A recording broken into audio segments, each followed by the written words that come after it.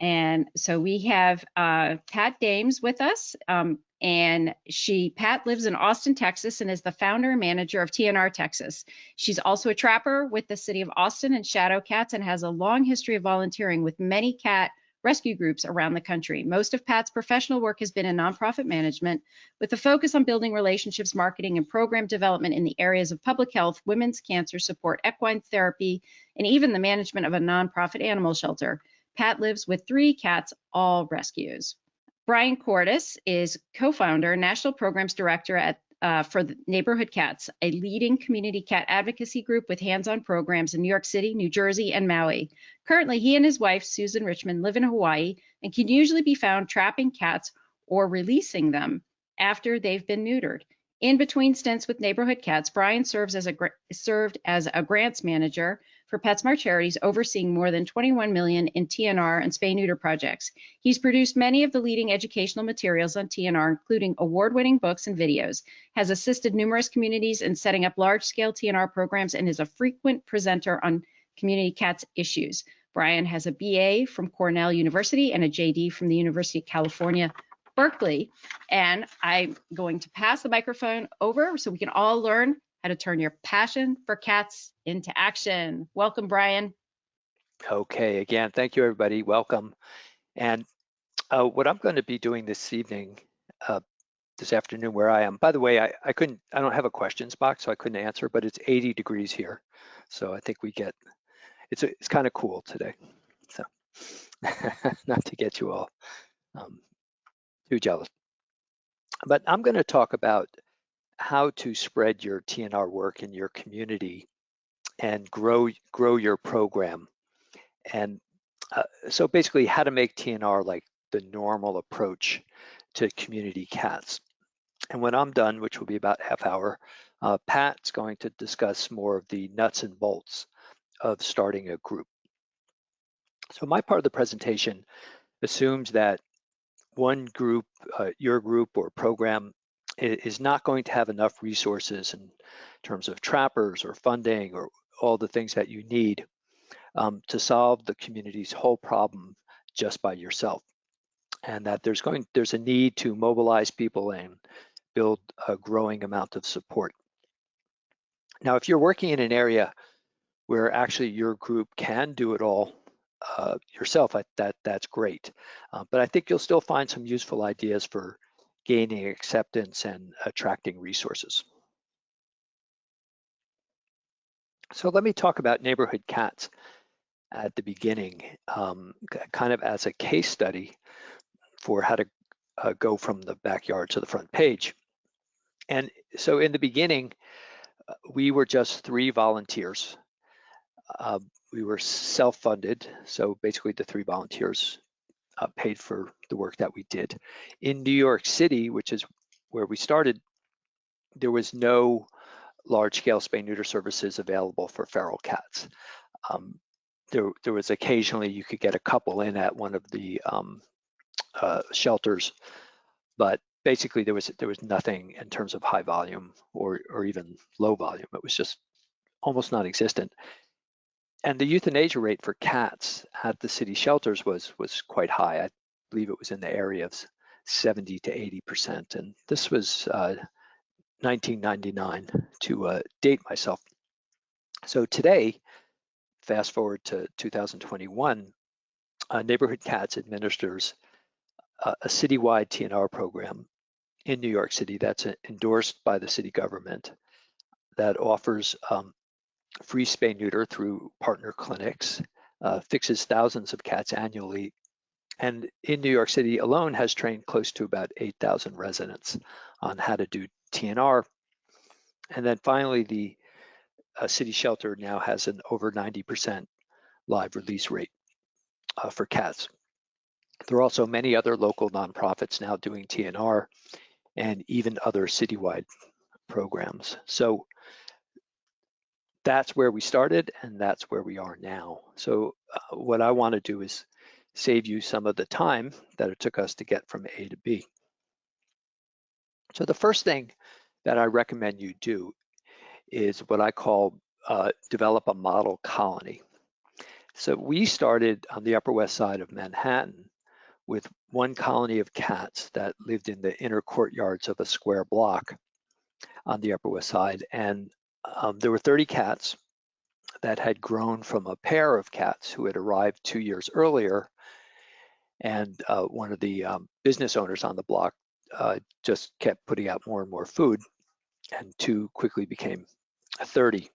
So when we started with this one colony, we got to know the people on the surrounding blocks who were involved with the cats. So that included doormen, supers, people who fed, a pet store that knew about them in the back.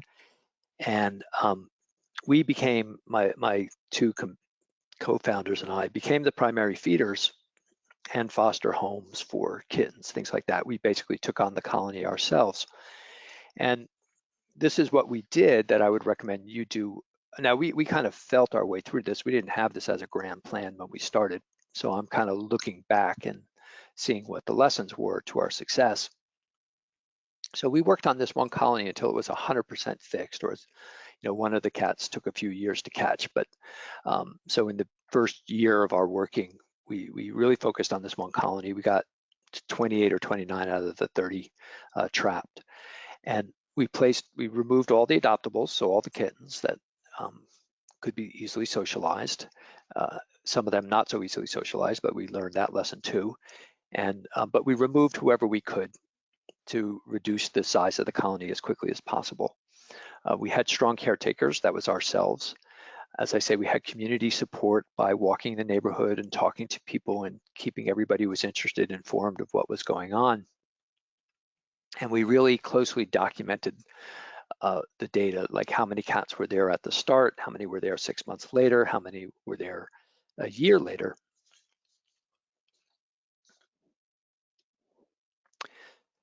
And what this is another shot of that same first colony.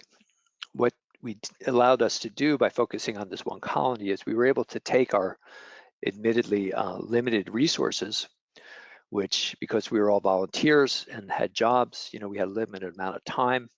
None of us were wealthy, so we had limited funds. And as I mentioned, finding spay neuter for feral cats was a tough thing to do. We used to go around the city to try to find veterinary offices that had just opened, because they were usually starved for any kind of business, and they would give us a good price. That's what we used to have to do. But we stuck with it until it was done. And that's what I recommend you do until you get to that 90 to 100% sterilization rate. Stay with this one first colony. And just a question for you guys. Can you see that there are 2 cats in this photo? There's the one in front, right? And then if you look at the fire escape at the top of the photo, you'll see a gray cat with shiny eyes. So once you've got your model colony all set, then you want to move on to the next level, and that would be a model neighborhood. And what you're doing there is you're expanding your sterilization zone. You're creating a kitten-free area. So we TNR'd the colonies that were on the next block over, that were adjacent or near the original one. And we went colony by colony through the neighborhood. And the lesson here is this: when you're at the beginning and you're starting out, is don't run all over the place. Don't do like a first come, first serve way of approaching things, because then what you do becomes kind of random and is not really strategic at all. So you want to think about this. And so fix that first colony and then do the rest of the immediate neighborhood. And you're building up this area that's going to increasingly demonstrate the impact of TNR. Okay, now you go to the next level. Once you've got your original colony fixed and all the adjacent colonies in the immediate area, then you start to move out into what we would define as the model community. In our case, this was the Upper West Side of Manhattan. And this is a rough map. This is actually a map that's generated by a program called CatStats. which everybody can get access to, and I'll talk about a little bit later. But define that area. So we defined it as, you see Central Park in the middle of Manhattan there. So you can see where these aren't actual pins on colonies, so you're not going to be able to go out and use this map to go find the cats. But it's a basic rough idea of what we did, which was and again, it wasn't really thought out because it just happened to be that all of us lived in that neighborhood. So that's where we worked, and that's where people heard about what we were doing. And what happened was they heard about that first colony, and then they heard about that first neighborhood, and people in other buildings and other areas had similar problems because it wasn't being addressed anywhere. And they wanted us to come, and they wanted us to do it. And sometimes people from other parts of the city would call and want us to do it as well. But we pretty much stuck to the Upper West Side of Manhattan. And that's what I recommend that you do on a conscious level. And what this allowed us to do by basically concentrating in this way, this is what we would refer to as targeting, right? So those of you who have seen other presentations I've done are familiar with the concept of targeted TNR, and you've seen maps of Feralville. But basically, what this is it's a way of taking a limited number of resources and focusing them, concentrating them on one geographic location so that you get the most impact out of those sterilizations. So in this particular slide, what you have here are 20 surgeries and 100 cats in the town. And instead of spreading those 20 surgeries all over the place and just doing individual cats here and there, or even just focusing on a colony here and a colony in another part of town, we're taking all those surgeries and we're concentrating them in one section. So if we spread those 20 surgeries all over Feralville, we would have a 20% sterilization rate. 1 out of 5 cats would be fixed. That wouldn't be enough to drive down the number of cats. We need to hit much higher sterilization rates. So if we focus them all in zip code number 4, we get 20 out of 25 cats fixed, and that area now has an 80% sterilization rate. And it's you're going to minimize the number of kittens. You're going to, most importantly, minimize the number of cats who are migrating between colonies. And you're going to see the population in zip code 4 start to drop, or at least stabilize.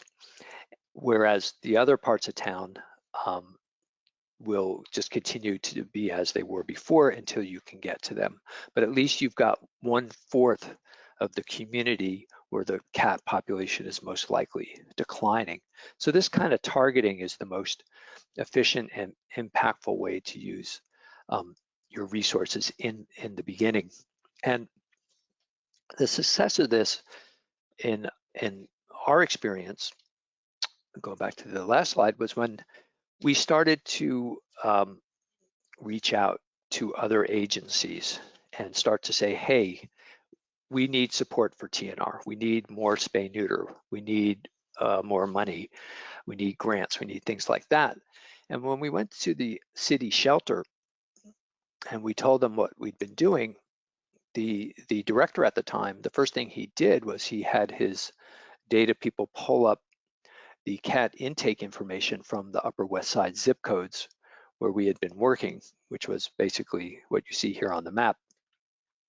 And what they found was that the number of stray cats over the past 2 years that we'd been working there had dropped 73% compared to the rest of the city, where there had been about a 3% rise in the number of stray cats. So they were immediately sold on TNR as a community cat management approach, and began to alter their policies and to work with us and to spread TNR throughout the community. So we were also able to use this data to get other organizations to offer resources to start to open up free spay neuter, to bring in more money. It was great for donors. So that's what you're doing in the beginning, is you're creating an example.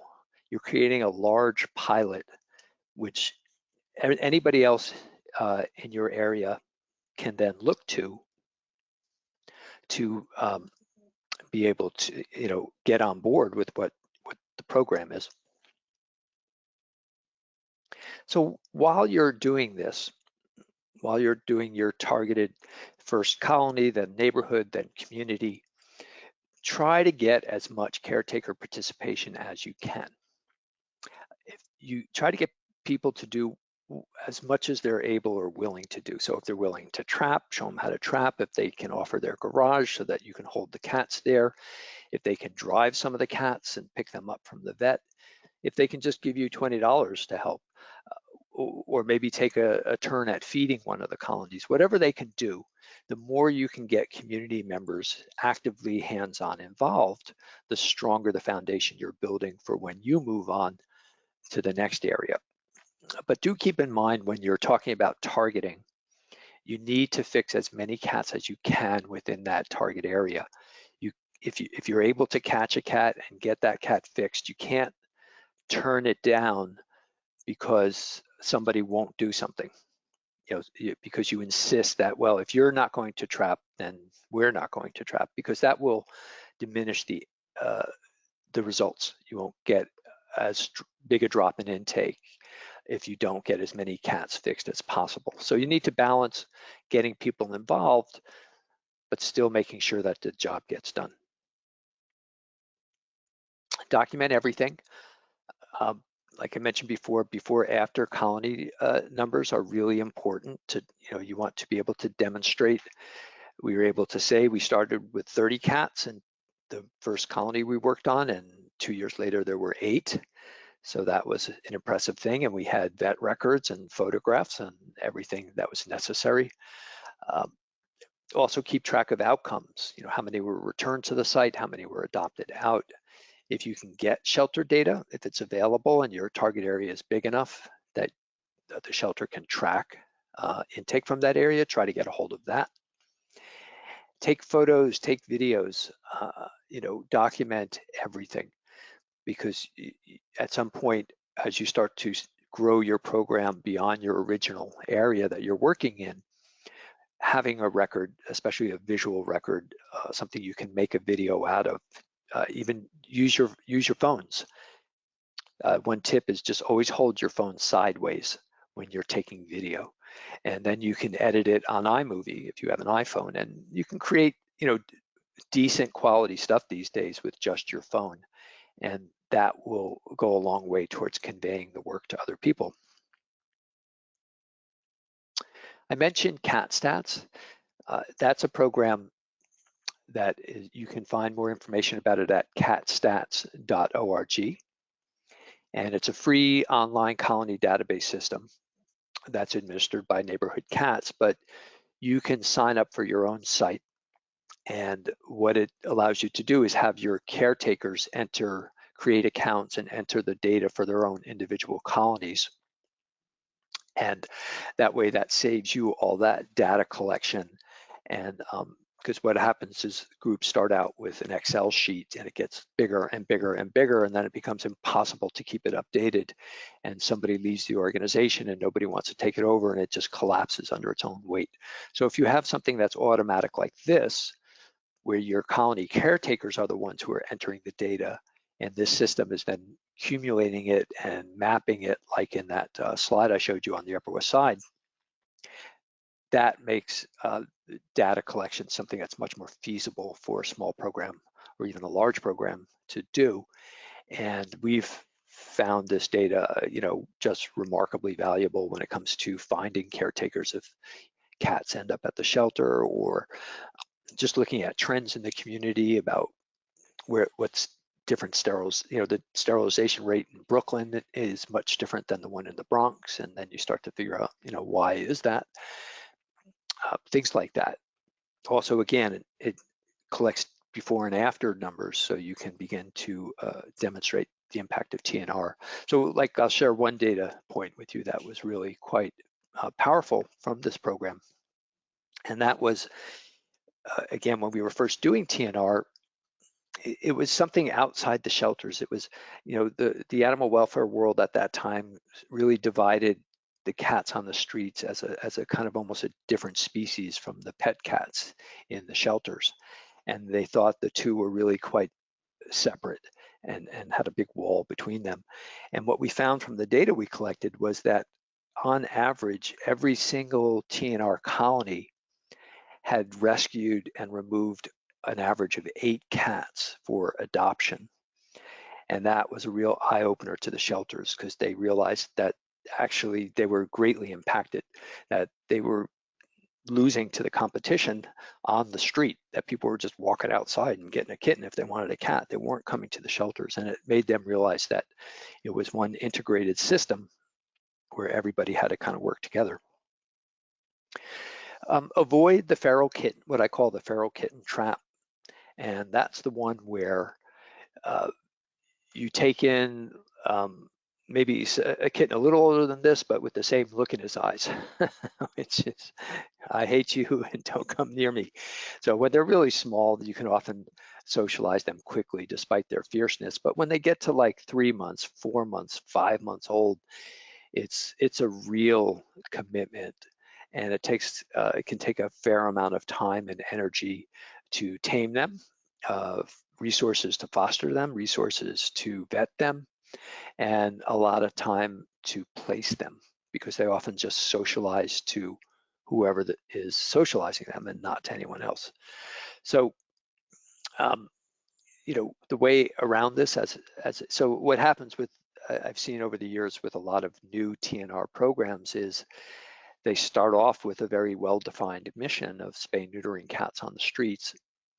2 or 3 projects in, everybody in the group's got, a few kittens at home that they're fostering, and so trying to socialize and don't want to put back outside, and it ends up taking over the TNR mission. And that either goes by the wayside or the group disbands or whatever it may be. So it's really important not to fall into the feral kitten trap. You can partner with rescue groups and shelters that do want to work with the kittens if they're in your community. You can recruit volunteers who only want to socialize. That's what they're into. So that's great. What we do, though, is what we do and did in the beginning was, if we were working with colony caretakers who wanted to remove cats, kittens, or even older cats, they were required to foster them. That was not a responsibility we would take on as a TNR group, but we would assist them. We would put them up on our Pet Finder page. We would advertise them on social media. We would connect them to other rescuers. We would do everything we could to assist them in finding these guys a home, but we would not take on that responsibility ourselves. And always remember that whatever age they are, if you don't have anywhere to, there's just some communities, there's 0 foster resources available. Fixing and returning them is always an option. If that's what you need to do to keep your mission alive, then do it, because you're not going to break this cycle of endless kittens that need rescuing unless you get those cats outside fixed. So that has to be the first priority. So once you've got your model, you've built up all this great data, you're ready to expand. Here's some more ideas on how to get out there into the community. And as I mentioned, we approached animal control in New York City with all our great data. And you can approach any agency that's involved directly with free roaming cats as part of their business, not that they happen to be on the grounds, but that they work with them. So it might be the Department of Health that gets complaints about them, or the police might have to deal with that, obviously animal shelters, and show them what you've done. That's where all this documentation and targeting is going to pay off, is when you show them the success that you've had. And what we did with animal control in New York City was we partnered with them on a pilot project. We gave them a list of colonies and let them choose which ones they wanted to work on, so they didn't feel like the deck was stacked. And then we did the trapping, and they did the spay, neuter, and the transport. And they were able to then experience TNR firsthand. and that helped get them further on board. Seek out government agencies that have cat issues at their locations. So in New York City, we worked with the sanitation department, parks, the police at their firing range. They had a pistol firing range where they had an overpopulation of cats. Corrections, the jails all had huge feral cat colonies. Fire stations, utilities, power plants, things like that. Transportation, Department of Transportation usually has lots of parking lots, and there's often a lot of cats at those. So one way to really get TNR entrenched in your community is to get the government on your side. And the best way to do that is that they have firsthand experience. So go out there and find these places and prioritize working with them. Also, high profile projects, which may coincide with a government agency, are a good idea. And what I mean by high profile is that they're media magnets. So it's going to be, there's some kind of twist on it that is going to make the media interested in covering it once you let them know about it. So for us, in the beginning, it was Rikers Island, which is the largest jail in the country. And the media loved it. The idea of the people were in the cages and the cats were the ones running free. And we got national press over this, and it just exploded the city's awareness of TNR. And we started at that point to get calls from everywhere, all over the city, of people wanting it done. So jails and prisons are media magnets. Sports stadiums, tourist attractions, any kind of famous location is you're going to find a friend in the media wanting to cover it. So what do you do once you've got everybody in the world calling you up now and wanting your services? That's when you have to move to a more formal model of training. And what we did was we started doing live workshops that were hosted by one of the local shelters. And what you're doing at these workshops is you're basically, especially in the beginning, you're setting the groundwork for years and years to come of what normal protocols are going to be. So you would never have heard in New York City anybody involved with community cats arguing about whether they should be tested, because we trained everybody and we told them don't test them. So it just eliminated. So you can set the standard, you can put the community on the right track, and you can empower them to do the work themselves and to start to work in their own community. So of course nowadays we have, we're dealing with the pandemic, and live presentations are not something that's an option. But what you can do is we've partnered with the Community Cats podcast team to offer monthly virtual TNR workshops. And the next one, if you're interested, is the following week on Saturday, February 6th. So go to communitycatspodcast.com and you'll see where you can register and sign up for this. And basically, it's a pretty intensive 2.5-hour training with a nice chunk of cat trivia there in the middle. And you or your volunteers or the people you're training will walk away with a good, solid, basic knowledge and lots of materials about how to, go about doing TNR safely and effectively. If you're interested in having your group use these workshops as part of your program and having getting on, we offer like an extra 30-minute session where you can come on and talk about your resources and your protocols and things that are unique to your neighborhood, so we can partner on doing workshops. Again, just get a hold of Stacy at communitycatspodcast@gmail.com if you're interested in that. So real quickly, I'm going to just go over some of the things you can do that Pat's going to go into in more detail, a lot of these things. But once you've got this out, that's out there, it's exploded, it's in the community, everybody wants to do it, you're training people, you have to offer certain support services to keep the movement alive. You have to have trap banks, because people who want to fix 8 cats in their backyard one time are not going to go out and spend $1,000 on traps. You have to provide that for them. We offer TNR coaches in New York City. These are expert volunteers who will go out and assist newcomers with the first day of the trapping. You can offer assistance with scheduling, arranging spay, neuter, or transport. In this photo here, you can see a straw giveaway that we arranged at the beginning of winter time, so that people had straw for their shelters. You can do shelter giveaways too. If you can offer extra help for people who are unable to physically do the work themselves, like people who are disabled or elderly, that's also going to help quite a bit. And then finally, you want to institutionalize your movement. So at some point, ideally in the beginning, some of this, but it could be that you do it as you grow. But you want to incorporate as a nonprofit. Go to legalfilings.com and use their services. Do not hire a private attorney. It will cost you 5 times as much. And Legal Filings will do a better and faster job. That's what they do. So check that out. Develop your website so it's a resource hub so that everybody in your community knows where to go, where they need to find information. Have a hotline for people to call. Having an online caretaker discussion group. So everybody in New York City who has become TNR certified by attending the workshop has access to an online group where they can, and what happens there is people start to help each other and solve problems without ever having to interact with your group.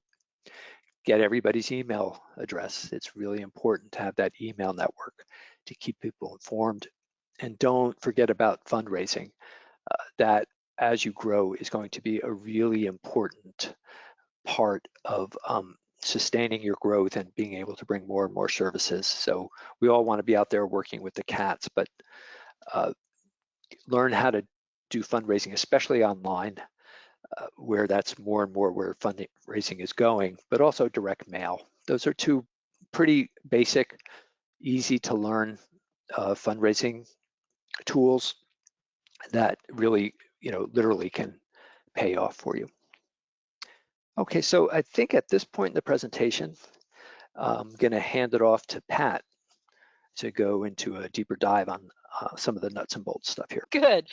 So anyway, I'm glad we did those little polls, because one of my starting points was that there is no one blueprint, because all our communities and where we live are different. Our attitudes toward cats are different. Our support system, our programs that are already in existence to support us vary greatly. So we're going to try to cover all of that, but it is a big topic, so pick out what works for you here. And our goal is just to help you determine what's going to be best where you are right now. So large program or small program. I loved how Bryan mentioned that neighborhood cats started out so small, and most programs do start out small. With that in mind, please do not fall into the trap of not thinking that you're going to be big someday. So as you begin starting to think about what your program's going to look like, imagine that it might be big. So when you're choosing a name, an area, what data you're going to collect, where you're going to focus your efforts, just remember, it's kind of like I use the example a lot in workshops I do of like 7-Eleven. They started out, they were only going to be open 7 to 11. Then lo and behold, yeah, they're open 24 hours. So don't lock yourself in with what you call yourself and how you set yourself up, and collect all the data that you will need if you're big and going for big grants. So we'll talk more about data in a little bit. But either way, even if you just are going to start out small and you're going to buy 5 traps and raise money to spay and neuter some cats, you're going to make a difference. So embrace what you are and go forward. So what we're going to be talking about are the essentials of an effective TNR program. Have a plan, seeking buy-in, veterinarians, money, traps. And I want to just stress that you want to do your research up front. Google searches, you got to learn how to do it if you're not great at it yet. When I'm looking around Texas, because that's what I'm doing with TNR Texas, we just have basically a website and a Facebook page where our goal is to collect as much data as we can on resources available. So if you are in Podunk, Texas, you can pull up, search, and hopefully you'll find some resources in your area. Because we were doing that, we also included a lot on the website about other things, how to TNR, what to do if you find kittens and you want to take care of neonatals, whatever, and how to start a TNR group. So there's a lot more, but that's what we did here. So plan ahead, search by, what I do is put Podunk, Texas in, community cat, TNR, feral cat. I put in those words and usually whatever is in the area will jump up. So find out what's available in your community before you really lock into a plan. You may have some groups that you don't even know about that you can partner with. So we get into, again, all these: volunteers, training, policies, procedures, record keeping, data collection, and as I say, preparation is the key to success. The more you can sit down and really put down what you think you're going to need. So have a plan. What is the problem? What is the need? So in some communities, you may feel that we just have too many feral cats and we don't know what to do with them. The goal may be that there needs to be fosters. There may need to be, yeah, we have some vets that'll do low cost spay and neuter, but there's not enough money. So maybe fundraising becomes really a key. So think about really what is your problem need and what are the goals that you want to have of your program. Goals can vary dramatically. The obvious is, of course, reducing the number of homeless cats and kittens. Reducing the number of cats that go into shelters may be a big part of it. If you're coming from more of a shelter side focus, you're also going to look at reduced costs associated with community cats for your local animal control base. So again, where you're coming from determines what your main goals are going to be. You might have improving animal control image in the community because, let's face it, most people, they may not be cat lovers, but nobody's really fond of killing kittens. It's just not high on the list. So improving the image can be very important. And these keys here are going to be important when you do your when you reach out to these folks. Educating the community about TNR might be a big part of it because, especially like I looked at so many areas of Texas where they just don't understand what a feral cat is. They don't understand that they're not just out there trying to kill your chickens.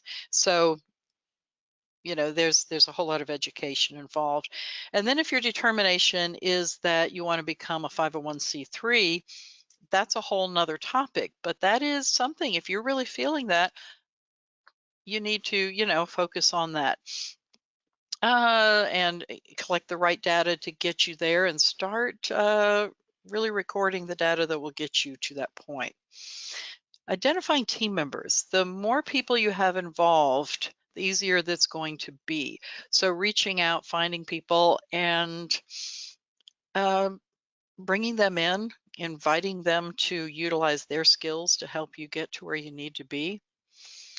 And the last point on this page, which I think is one of the most important that I've seen a lot of people who've started groups fall under the wheel, basically, is because they didn't anticipate challenges and plan for them. And so finding out, what are you going to do if you, like Bryan was talking about, friendly kittens and cats?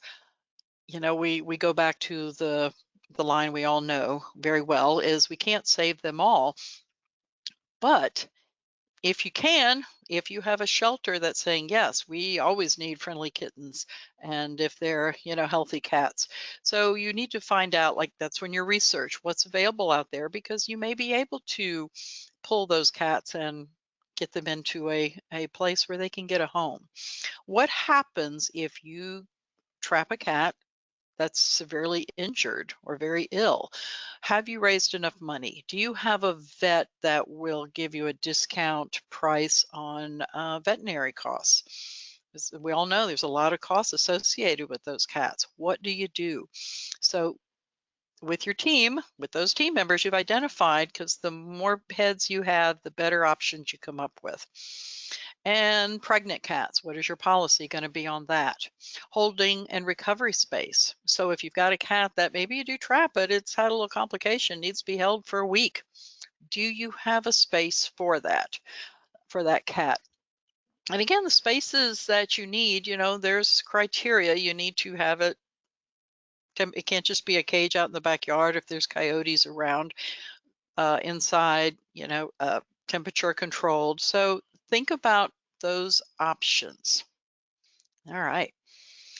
Now, becoming familiar with local laws, regulations. So if you already know that you're in a feral-friendly community, this part is not going to be as important to you, but it's always good to pull them up anyway and check out what is mentioned about TNR, community cats, feral cats. What is the policies? For instance, there is a community in Texas that I was trying to help, and they supposedly, the animal control there, they describe themselves as being community cat friendly. So they have, when you read the small print, it says, yes, you can have community cats. We will even give you a great deal on spay neuter. However, if your cat ever leaves your property line, we have the authority to pick up your cat and have it euthanized. So they're not really feral friendly. So anyway, get familiar. One of the things you don't want to be doing is breaking laws. And so if what you're wanting to do is against what's in the ordinances, then you have to go to another step and try to get buy-in of the key people in your community. So one of the things, so make a list of your mayor, your county commissioners, your animal control leads. And I want to stress right here, any kind of approach you're going to do, if you ever want to be successful and you're not in a feral-friendly community, the worst thing you can do is look like you're working against animal control. There are ways to position it where you can come in pretty much and say, you know what, I know it, there's a huge cat problem here. We think we can help you. And so you're going to start looking at how you present the positive benefits of TNR. And there's a lot of information out there. We all have, and we'll give you some links before, but certainly community cats, next door neighborhood cats, so many groups already have listed these, and you just have to pick out the ones that fit for your needs and who you're presenting to. Things like disease reduction. Okay, they're getting rabies shots. If a cat is very ill looking, they're not going to be put back. So that's one area. The compassionate part is improving the lives of cats and kittens in a humane manner. Like I said, even if you don't like cats, most people don't like the idea of putting them down. Reducing the number of homeless cats and kittens. The big complaint is there's too many cats out here, so that's what we're doing. And there's a lot of information on how over time, by just doing TNR, we get it down stabilized. And that's what you want to do, is stabilize the community where it's manageable. There was a community here in Texas, Wimberley, years ago. The tourists used to come because the city was overrun, the town more. It's a delightful town, overrun with cats and kittens, until a group of folks got together and said, we've got to do something. And they started learning about TNR.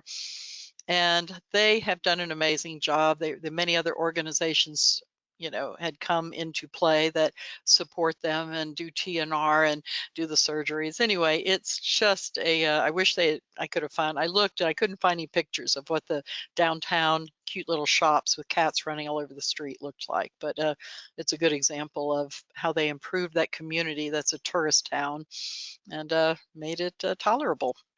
So maybe a buy-in point is reducing the number of cats and kittens that end up in shelters. This is one thing we're looking at. What makes animal control's job easier? They do have a tough job, or those ACOs. Reducing the number of unwanted cats that they have to deal with is a huge plus.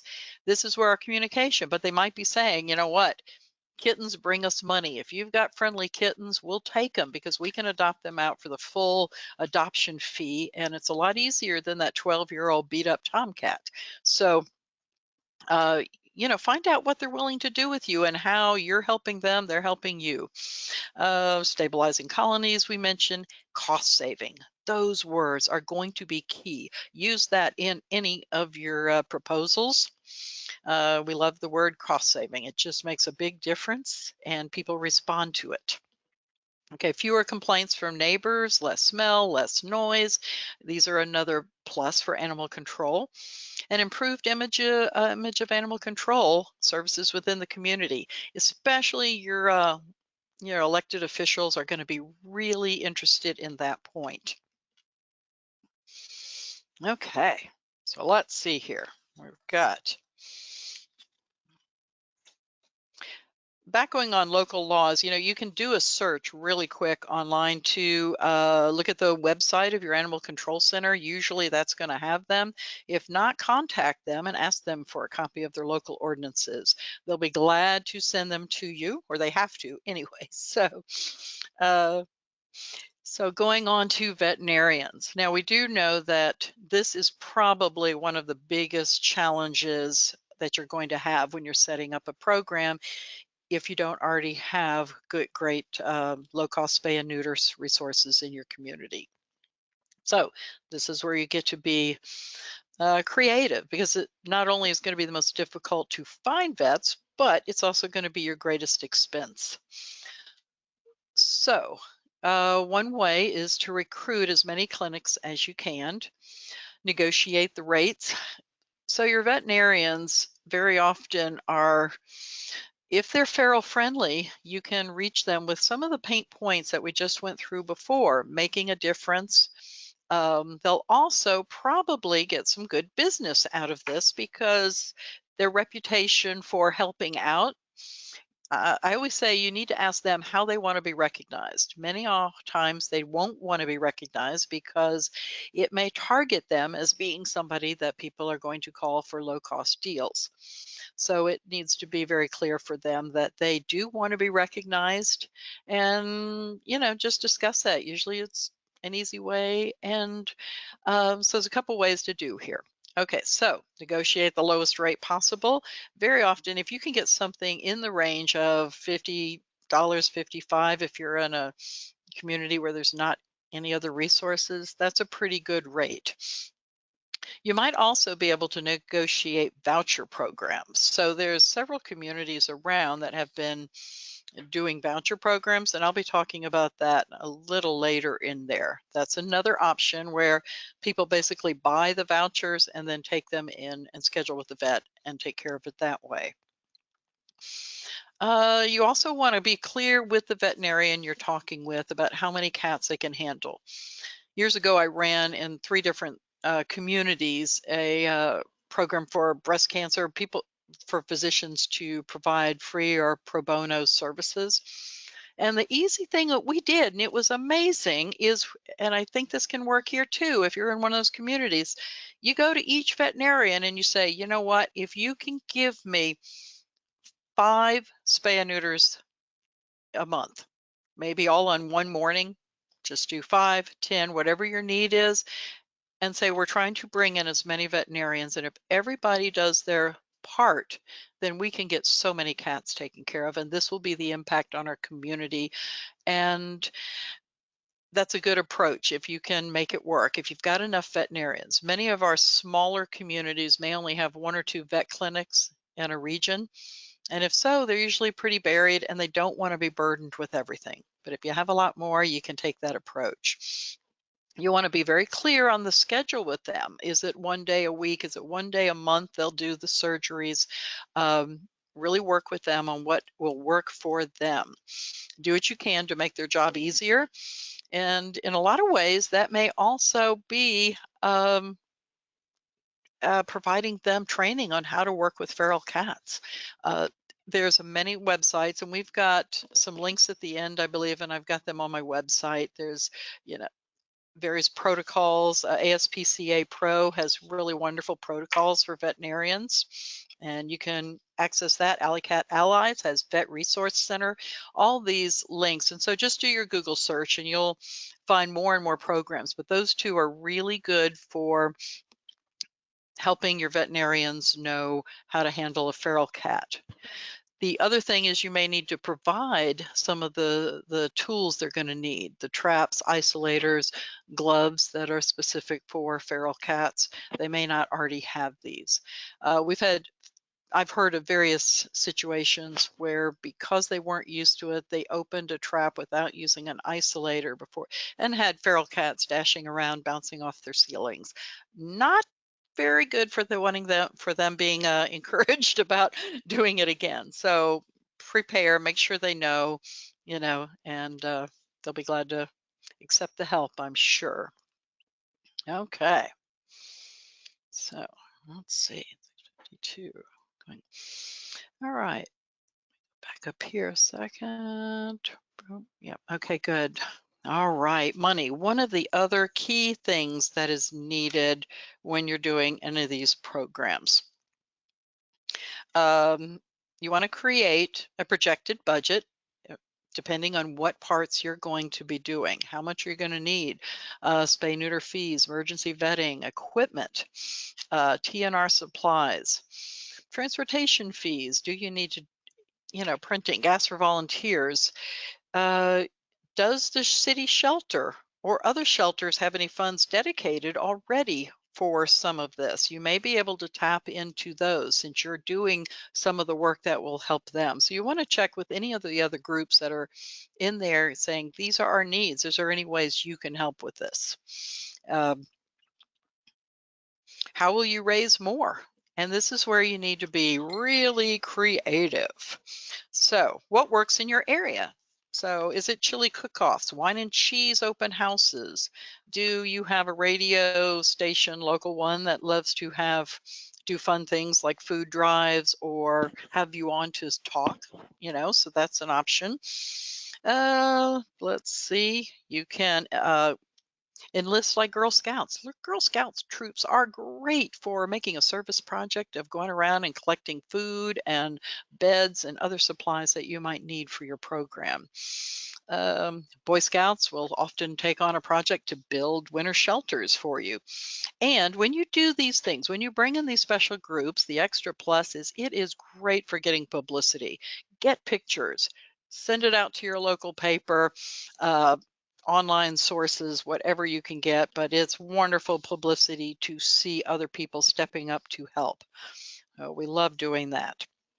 Okay, grab all the publicity you can, submit stories, and I do want to say that if you're a group and you have a name, the preference is always given to groups over an individual. Individual just don't get the same level of donations or support that a group does. So always, even if you're a one person, but you have a name, go in and say we. It just helps. Okay. If you're also going to go for nonprofit status, you'll have more opportunities for grants, but that doesn't mean you have to be a nonprofit. There are many organizations that will still give some grants to organized groups that don't have nonprofit status. Okay, and in-kind donations are awesome. Many people will be glad to donate, say, gas cards for your volunteers, for trappers, or cat food to help with your colony feeders or for trappers and such. So think outside the box. All right, traps. Okay, so this is where you need to look to. Are you going to have a trap loan program? If you're not, make sure somebody is, because as Bryan was saying, it's a key essential to making a successful program. So if, like I said, somebody has 8 cats, it's going to be too hard to do 2 at a time. So the type of traps, I'm a big fan of True Catch. I think it's a great trap. It's a lot safer than some of the others. But one of the things I want to stress is you need to always have at least 2 isolators. If you're going to do, I've seen too many people try to deal with one, but if you're trying to isolate a cat to the very back, for instance, we had a cat TNR'd recently, and I don't know why the group put a collar on the cat, and we didn't realize it till we got back. So 2 isolators, blocked them off to the very end where we could reach in and cut the collar off without getting mauled. So anyway, big deal. They're not that expensive. An important piece. Make sure you have a system for labeling traps and covers so they always get back to the right person. You need to decide where they're going to be kept and what kind of paperwork you're going to do. Are you going to have a fee? Are you going to hold a check? Is there a limit of time, like a week, 2 weeks? So determine how you're best going to handle this with your loan program. It's and just a little thing, when I'm talking about traps, I always think about make sure everybody knows how to protect their car. I've seen too many newbies get out there and not realize that Tom that they just trapped ruined their car.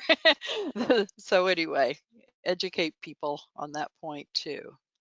Volunteers, the key, one of the keys to, what you're doing. And so, you can recruit volunteers for so many things. And one of the things I love to see is when you sit down with somebody who wants to volunteer, ask them what they like to do. Ask them to tell you about their skills. You might not even have thought to find out that they're a graphic artist who can make beautiful flyers for you, or that they're a programmer, or that they actually have experience writing grants. So instead of just getting somebody and say, I need you to do this, find out what they want to do, and then move into giving them the training and support they need. So I don't want to spend too much time on this. I know that I like to go back and look at slides, so I put a lot on the slide, so when you go back, you can look at it and pull out a lot of these points. You need to determine how much training are your people going to have. If they're novice or experienced, if they're new, they need everything. There's so many online programs right now for TNR training, as Bryan's talked about, one of them, but there's also others around too. Find out if that works for you. During COVID, I used to help co-lead a TNR training group. We had to stop. We were going to put it online, but instead we found others that were already doing it. And so we just kind of connect them with that. The local training is best because you can talk about your local organizations, your groups. And below, I just have some of the things listed of things you need to make sure they know what they're going to do, like with pregnant cats, how to sign up. Here in Austin, we have a wonderful collaboration between the Animal Control Center and Austin Humane Center, where there's this wonderful online system for training, for signing up. And I think I'm about out of time, so I just want to zip through real quick on these last couple. Policies and procedures, keep it simple. Simpler the better. Data. If you not sure if you need to track it anyway. That's a bottom line. And if you're ever going to do grants, you need the data and you need historical data. So, and challenges in finding solutions. The number one barrier for anybody in not getting cats spayed and neutered is cost and lack of access. So when you're looking at how you're going to do this, how can you address those two? I've known some groups that they just got a van and all they do is go out to outlying communities and bring the cats in and return them. We've got a lot of systems that I just want to take another minute to tell you about. So I talked about Austin Animal Center. One of the things they came up with is people work. They were trapping, but they couldn't drop the cat off in the morning at the right time. So they now have a mobile mini. It's a little trailer. You drop the cat off the night before. Austin Animal Center picks up the cat the next morning, brings it back the following morning, and you have the whole day to pick up the cat based on your schedule. Operation Catnip in Gainesville, Florida, they have done amazing with their voucher program. Check them out. It's amazing if you want to go with a voucher program. Shadow Cats does a great job they utilize their website to raise funds for TNR only, and then they grant it out to other organizations. If you can find a group also that does great at raising funds that will help you with that, that's another great way to go about that. And then evaluate, sit down with the people you've got. What's working, what's not, what do we need to do to make this a better program? And then the last thought I have on this, but it's not the last slide, is there another group already doing it that you can just build on with, because maybe starting from scratch isn't the best for what you need to do. Maybe you can help another group become stronger. Why we do it? Faces of many of the cats we rescue, some helpful links. And then I just put miscellaneous down here so you can look in there. There's just so many little points there just to make sure you've got it. And that's it. I told you there's a lot of information and there's a lot more, but thank you for putting up with me, and I wish you all great success. I have two questions already prepped here for you. So there's one person who is asking the question if there's already a 501c3 organization that does do some rescue, would you recommend like splitting and having two 501c3s, one that does the rescue type of stuff and the other one that does TNR? My take on that would be to have a discussion, get together, because there's pros and cons to both ways. It just really depends on the strength there. And I'm going to hear what Bryan has to say in a minute, but I think very often one organization that can streamline the whole bit is better than two. I think it makes it easier for fundraising when you say we have, let's say the second one is great at doing foster programs, and that's what they're doing. Rather than being a whole separate organization, maybe partner so that you have the trappers working right directly and there's not competition within the two for funds. So that would be my take. Bryan, what do you think here? Yeah, I think a lot depends on what stage of development the groups are at. So if you're, so the way that Neighborhood Cats works in the communities that we're in is, if there's an organization that already has a big program, a community cat program, like here in Maui, the Maui Humane Society has a pretty substantial community cat program. So we came here, we already had an organization, but the idea was we didn't try to start a whole new thing. We tried to go to them and say, what do you need? How can we fill in the gaps? How can we support what you have? So if you're starting out and you're very small and maybe don't even have nonprofit status yet, and there's a larger organization that can take you under their wing and allow you to kind of grow and do your work under their umbrella, that can save a lot of time and get right to it. On the other hand, if I was a small starting out as a TNR group and there was another group that was starting out as a rescue, that could be a much more volatile situation where you have to evaluate what's your commitment, what's theirs, are you going to, is there a personality issue? Are you going to be able to grow together? That's a much more difficult calculus. So, TNR and rescue can be conflicting in that, in my experience, people who are focused on TNR are think about the cat overpopulation more globally and make decisions based on what is going to be best for the community's cat population going down over the long run, whereas rescuers tend to be more focused on the individual cat, and they'll put everything into, they may spend thousands of dollars on one veterinary bill, whereas a TNR group would not want to do that. They would want to spend it on 100 spay neuters, and one's not right and one's not wrong, but it can be a real strong culture clash. So when in doubt, I would say go your own ways. Yep. But if there is, if there isn't a clash of culture, as Pat said, there's a lot of benefits from not duplicating work. Would one or both of you want to describe specifically what a trap bank, how that runs? So they run very different in different communities. I know that here what we have is Austin's pretty big, so we have several places that you can do that with. Normally what it is, it's a pretty good stash of traps, and you want to also have drop traps. So you've got, several types. You've got your isolators, and the traps are not cheap. So part of the thing is you fill out a form, you have to provide a deposit, and it is refundable, or it is a check that we're handing back to you. So there has to be that. And I don't know if that's what we're referring to, but this just having a resource of all the supplies you need so that somebody can come in, borrow them.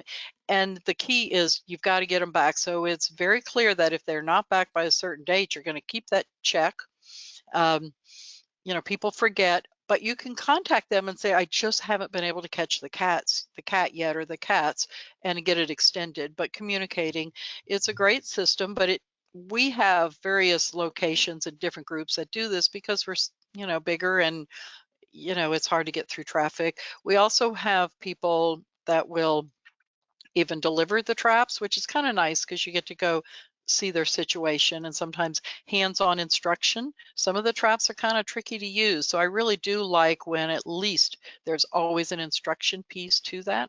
Is that basically covering hopefully what the person was asking? Bryan, anything else you want to add? Yeah, I would add just a couple of thoughts to that. One is, so what we do in New York City is you have to be trained in order to access the trap bank. So there's no fees. There is, as you do want to have a deposit. What we do is, rather than do a deposit per trap, because we're afraid if somebody needs 10 traps, they're not going to be able to put up $500 maybe, we'll ask for a deposit of $100, whatever's enough to make sure that the person's going to come back, whatever that threshold is. And we require that the person be trained. I mean, I do as an attorney, you know, it's law school poisons you and you learn all the things that can go wrong in any situation. And I'm very hesitant to lend a trap to somebody with no training. Yep. And knowing they're going to be dealing with a feral cat. So you want to have some level. It might be 10 minutes at the trap bank. It might be a sheet, or it might be a 2.5-hour workshop, but there should be some level of training so that, and if people need the paperwork, they need the contract and some of the cleaning procedures, you can write to me at Bryan, B-R-Y-A-N, at neighborhoodcats.org, and we're happy to share our materials. One last tip, a big mistake that a lot of groups make in the beginning with trap banks is they make appointments with people. And so it could be at any time of the week or day, and then people don't show up, or they come late, or you end up killing half your day. So what we've learned to do is we have a window of 2 hours on a Saturday morning where everything gets picked up and everything gets dropped off. And we can, of course, make exceptions to that, but make people adhere to your schedule whenever possible, and don't go running around trying to meet 100 people's different times. I want to mention what the San Antonio Feral Cat Coalition does, which I really love. They have a wonderful online training program, and you cannot borrow a trap or get a discount, the discounted spay and neuter, without attending that. So for that, especially because the cost is pretty different, you can get, I think it's either free or extremely low cost if you attend their online program. So that's another thought for somebody to do. It's easy to track. They'll also do one-on-one or in-person masked, but their online program is very successful. This is a somewhat loaded question, and I'll direct it first at Bryan, and then we'll go to Pat. So I'll phrase it in terms of tips or ideas. In when you have a cat in a trap, are there any suggestions on how to identify whether that cat should be TNR'd versus brought in for adoption? Well, there's that is a tricky one. First, you have to understand that most cats, almost all cats, will act freaked out, will appear feral after being trapped because they're frightened and they're traumatized. And then you take them to a new space and they're very territorial, so that freaks them out even more. So if you really want to know a cat's nature, you have to give the cat some time. You have to wait 2 or 3 days at least to evaluate. Sometimes you have to go even further, and they won't show well in a shelter situation, and they have to be in a quieter setting. So if you're not sure, you might want to take the cat home and keep them in a cage or in a trap in a quiet place for a couple of days if you're really going to evaluate it.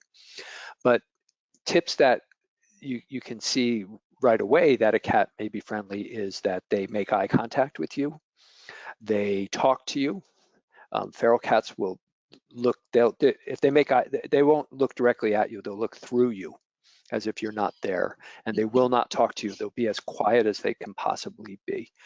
So there's a couple of easy tips, but mostly it's the cat feeling comfortable, and you have to make that happen before you're going to know who they really are. One of the things I learned from another group here was when you do want to hold a cat for a day or two afterwards, you can bungee basically two traps together, two true catch traps, so you've got the gate, which is really nice. So you can put like the box set, like Friskies or the cat food cans comes in, makes a great litter box on one end. You can put food on the other and drop a bed in between.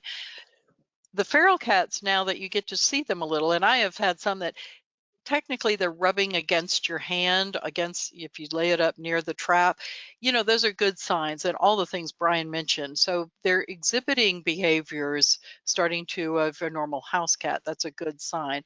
Again, don't ever reach your hand in until you're absolutely sure, because that can be very, very serious.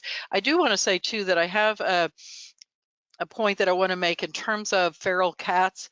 Feral cat has a connotation of being that cat that will lunge at you and tear your face off.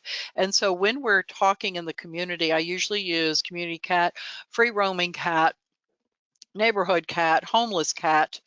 When I use feral, I really try to say this is a feral cat. A feral cat is the one that humans cannot touch. And that's a big difference.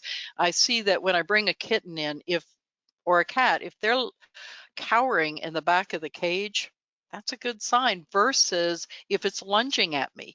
I expect it to be cowering and hissing a little, but if it's lunging at me, that's usually a good sign that it's not going to be a good candidate for adoption. There we go.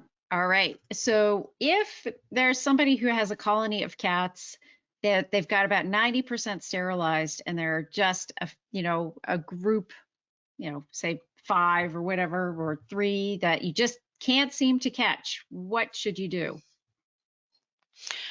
In my opinion, there's a lot of things that you can do, but it's tricky. A drop trap is almost always going to be one of your best, especially if you can use some of the new techniques with the remote drop for it, or a camera, so you don't even have to be anywhere near it.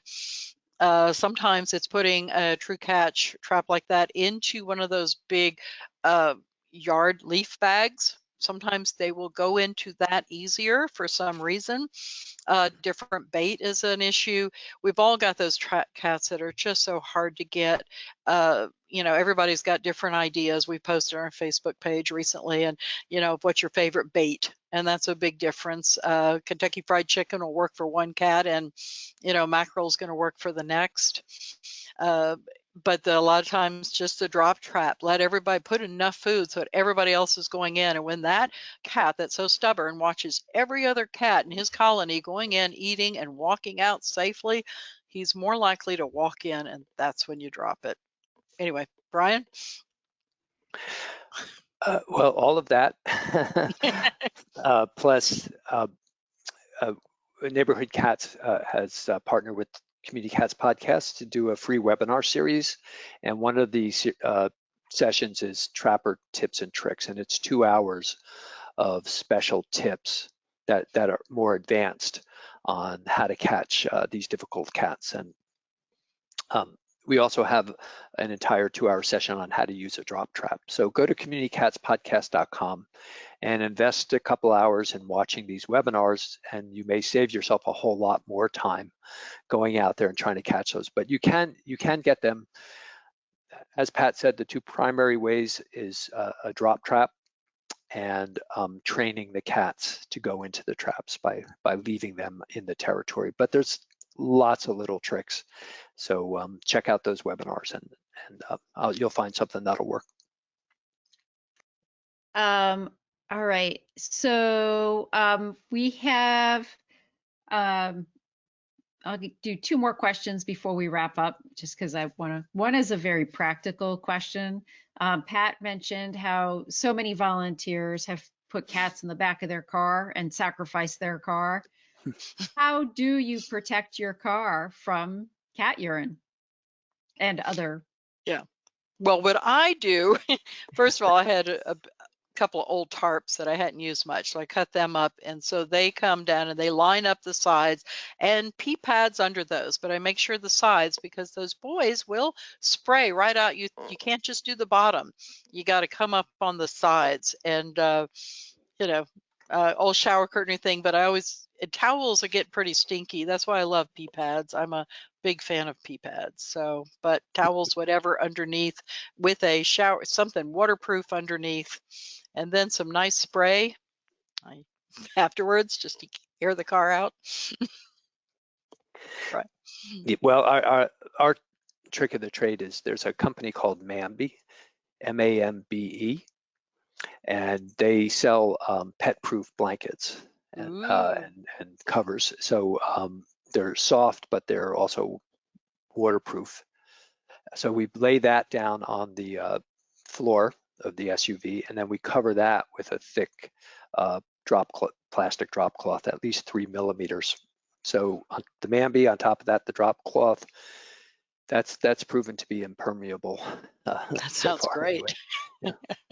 Yeah, it's worth the investment to get one of the Mambes, because you can throw it in the wash. And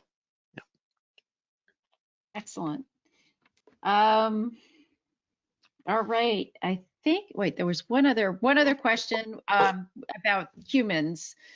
So there's a couple of folks that know some volunteers that have gotten bitten so much so that they've had to go to the ER. What are the specific things that you say to really encourage volunteers to not do that? I'll start with that too. It's kind of like Bryan was saying too, and I was saying, training up front, setting your protocols very clear, educating your trappers and anybody that's handling, because a lot of times it's that little kitten that you think is just great and you scoop it up and that kitten bites right through your finger. So it's not always the big mean one that you're expecting. It's just training. Always assume they're going to hurt you, and cat bites are really serious. And I tell people that technically, at least in Texas, if a cat bites you and you have to go to the doctor, you have to report it, and that cat is probably going to be destroyed. So it's an extra for these people that love animals to understand that it's not good for anybody if they take risks. They need to use an isolator. They need to be cautious, never open that trap up where that cat can get out and be out of control. Bryan? Yeah, absolutely. Training is the key. And really impressing upon people that, yeah, you could be seriously injured by even a little kitten. And you need to have a kind of a strict rule when you're dealing with volunteers or anybody you're working with, that there's no hands-on allowed, unless somebody with more experience okays it because the cat, you believe the cat's friendly. But initially, when you're trapping and you're out in the field, should never be putting even your fingers, near cats. I mean, I've done this work for 20 years, and the only time I got bit was when I tried to pick up a seemingly friendly cat and put her in a carrier, and she just twisted around and chomped down on my hand. So that was the last time and the only time that I've ever tried to, we get caretakers sometimes. You'll come upon people who are convinced that they can pick up the cat, and you have to tell them that you stop that or we're leaving, because they almost always will end up bloody. Great. And it's the Mambe thing is called Mambe Pet Proof Blanket. Is that what it is? So we should just Google that? I will do a quick Google right now. All right, excellent. A couple of folks are asking more specifics on that. Yeah, it's MAMBE. Okay. Okay. Let's see. Excellent. Yeah, if you Google Mambe, M-A-M-B-E blanket, that will bring it up. Oh, okay, super. Yeah, Excellent. Mambe waterproof blankets. You got it. Super. It's mambeblankets.com.